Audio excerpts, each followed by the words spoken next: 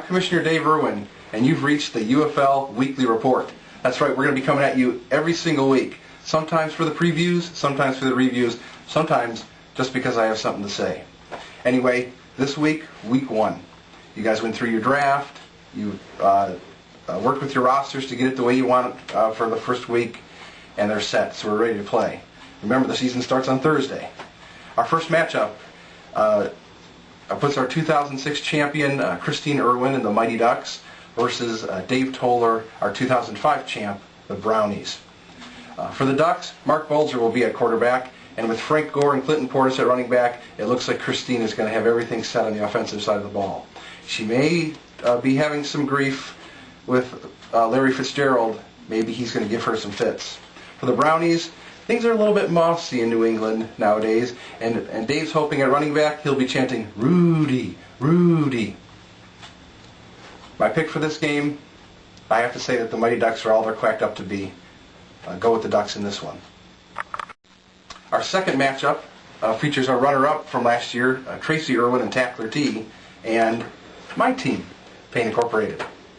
For Tackler T, Westbrook and Reggie Bush are going to give Tracy a strong running attack all throughout the season. And Eli Manning and his cotton gin, he should put up some good numbers.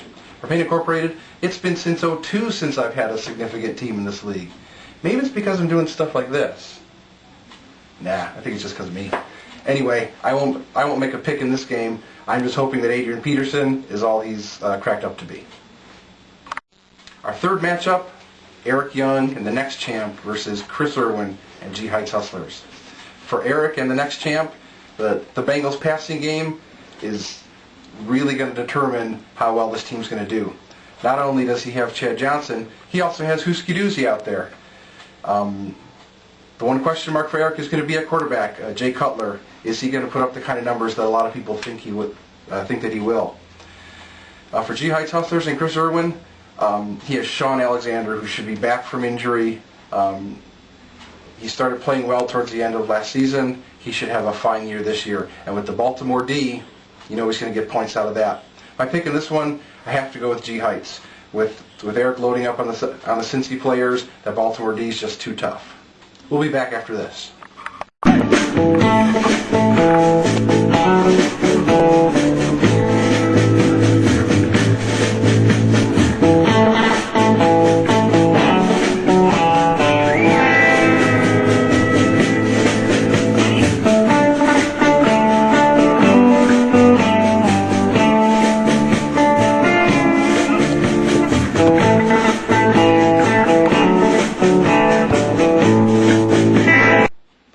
Our next matchup is Mike Buckingham and Titans.com Mike Buckingham Titan.com versus the Nice Marmots and Dwayne Price.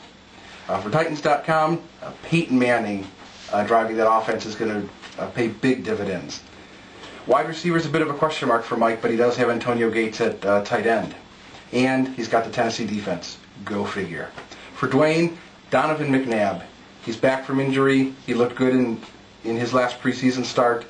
That should be a great addition to that team.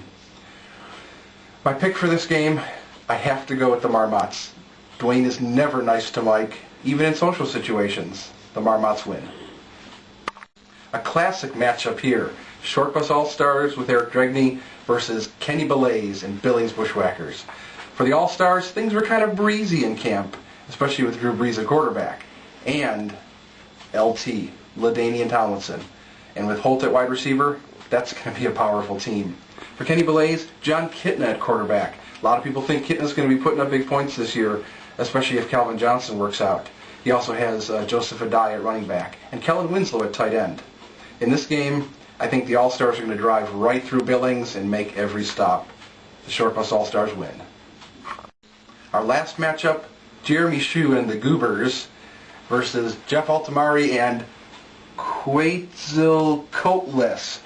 That damn team's going to be called Q for the rest of the season, just like the arena. Anyway, for Jeremy, he has Tom Brady at quarterback and also Willie Parker at running back. I personally think this is one of Jeremy's best teams that he's had over the past couple of years, and this should be a good matchup. For Jeff and the Q, he has Carson Palmer at quarterback and also Willis McGahee at running back, so that should be a pretty a strong point-producing tandem. In this game, I think the Goobers get the win here. I think Jeremy wants to set the tone early in this season. Well, that's it for this first edition of the UFL Weekly Report. Hope you enjoyed it, and hey, if you want this, you gotta win.